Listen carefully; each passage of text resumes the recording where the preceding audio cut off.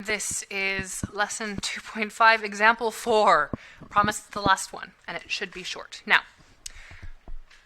our task this time is to write the quotient of 16 divided by 5 as a decimal. Now, the way we've been doing it, we'd have a remainder for this one, because we know that 5 doesn't go into 16 evenly. But now I'm going to show you how to take two perfectly good whole numbers and make a decimal by dividing them. So, let's go ahead and write this out the way we would if we were doing regular old division, which it is, regular old division. 16 divided by 5. I'm going to do the same steps. Divide, multiply, subtract, bring down, and repeat. I'm going to do those same 5 steps in blue. Does 5 go into 1? No, it doesn't. I'll put a 0 there. Does 5 go into 16? Yes, absolutely it does. How many times? 5, 10, 15. 3 times. 3 times 5, our multiply, is 15. And then we subtract and get 1. Now, if I was doing what we've been doing the last few days, I would stop here and write, oh, hey, my answer, that's 3 remainder 1, or 3 and 1/3, right? Yes, absolutely correct. But this problem specifically asks for as a decimal, which means that we're going to keep going. We've done divide, multiply, and subtract. Now all that's left is to bring down. But wait, you say. There's nothing to bring down. But wait, I say. Yes, there is.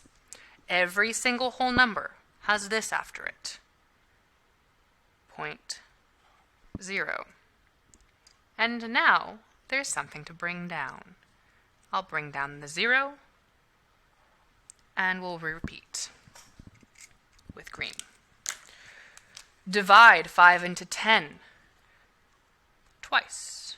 2 times 5 is 10.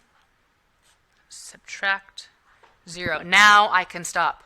Once I hit this 0, I can stop. But wait, my answer's not 32, is it? When I did it with a remainder, it was 3 and 1 and 3 and 1/3. Sorry, that should be 1/5, not 1/3. If you caught that earlier and you've been shouting at me this whole time, good for you. Awesome.